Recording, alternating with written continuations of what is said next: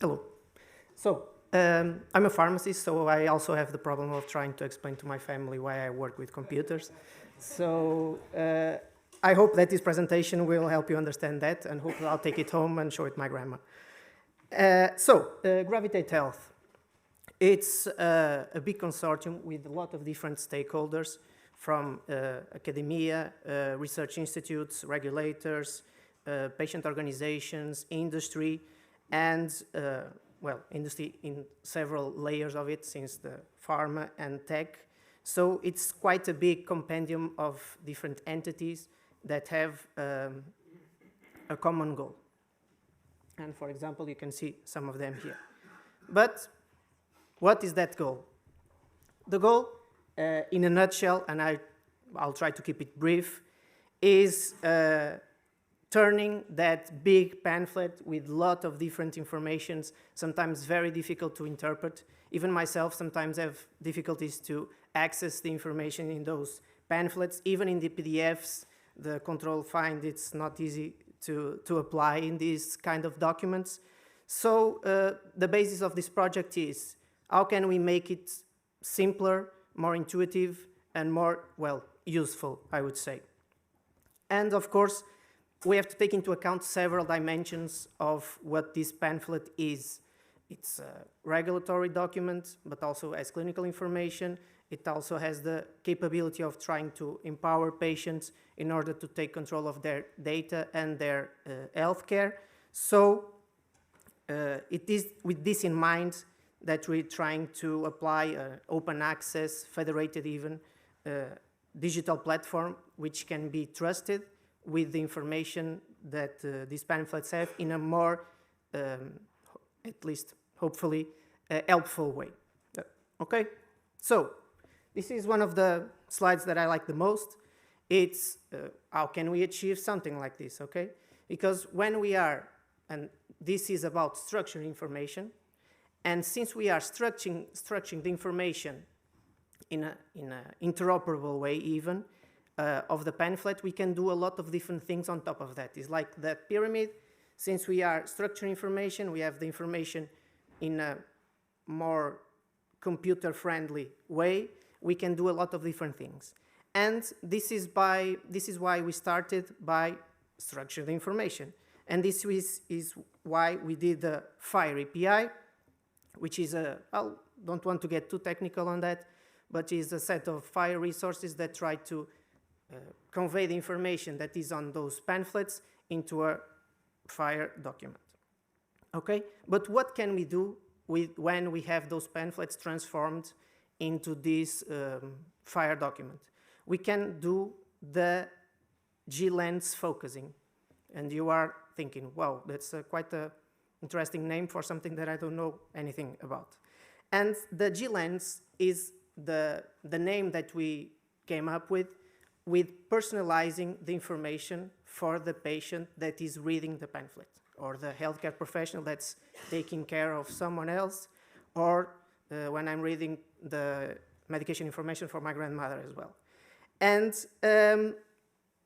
can we, for example, and this is where things get complicated because we can have virtually an infinite number of lenses or personalization methodologies. We can highlight certain sections for example, pregnant people. We can collapse those sections if it doesn't make sense. We can transform that sometimes technical vocabulary in simpler terms, even adding images, videos, links to Wikipedia or something like that. So this is where the patient also comes into play, and where we can get feedback from patients, healthcare industry, academia, in order to make the most of this capability. In terms of FHIR and implementations guide, we have two implementation guides. One which states which is already approved even, the definition of that FHIR document, which conveys, like I was saying, the pamphlet into a FHIR structure. We also have some examples of medication transformed into this FHIR API, the electronic product information, which is basically the pamphlet. And also another key aspect that is quite recent, where EMA and Gravitate-Health kind of were working basically on the same thing, and it was very similar, so it was kind of a consensus, well, let's work on this together, which I think it's a very, very important milestone. Because of course this also has a regulatory dimension attached to it. So just a glimpse, a very high overview of what the FHIR API is. As you can see, it's a list of different resources, because medication has also this kind of layered semantic layer attached to it, because it's a logistic resource, it's a regulatory resource, it's a clinical resource. So we have to take into account all of the informations that are vital for any of these dimensions. That's why we have a lot of different resources, and the ones who are aware of what Unicom is doing, you will see that it's very similar to that. But in more simpler terms, I hope, we can distinguish between two very big sections about this API or this pamphlet. For one, we have the narrative content, which is the unstructured information.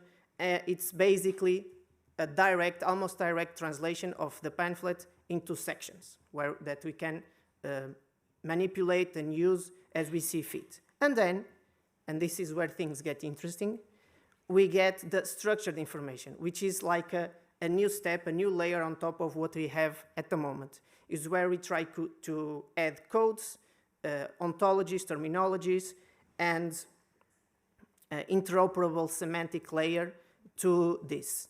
And this is what will enable us to do a lot of different things, from support to clinical decision support systems, virtually automatic drug-drug interactions, the focusing, like I was saying, and well, I'm trying to get your attention on this so you can give me also new examples of what you can do with this, because it's, I think it's the framework for doing a lot of different and interesting things. Just for curiosity's sake, we have at least 3 formats. This is like the gradient of how can we implement something like this. The first is the e-label, basically just transforming the narrative, the pamphlet, the PDF into that unstructured format that I was talking about earlier.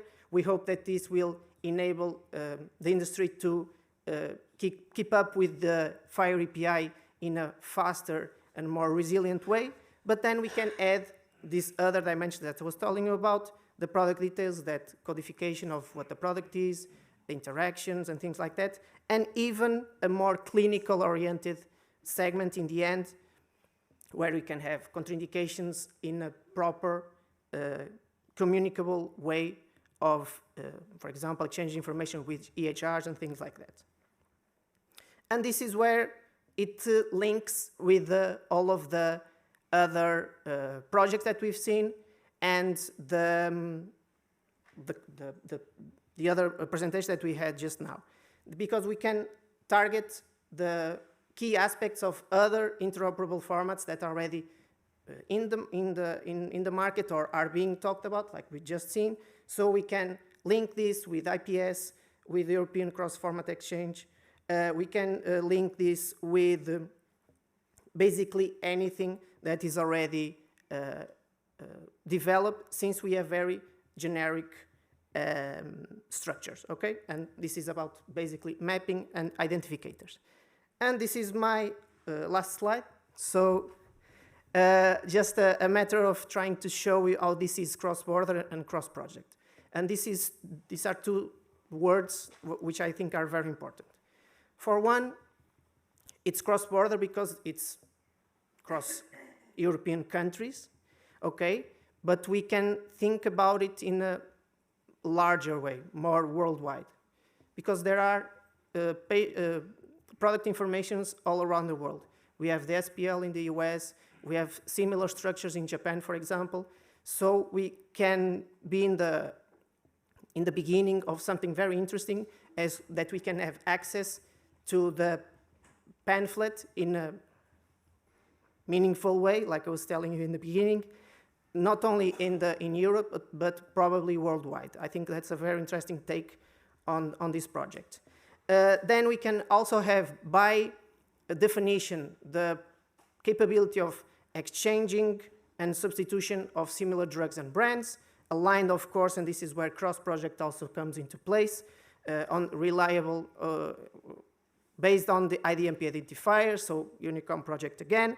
And we can not only provide regulatory and usage information about medication, but you can also have, by definition, a lot of different clinical, ready-to-use information that can be used by mobile apps, probably ones that are already labeled as interoperable and with API and with clinical decision support systems, but also the more traditional EHRs and the other cross-border formats that we've seen so far. And that's it. Follow Gravitate-Health and let your thoughts be known. Thank you very much.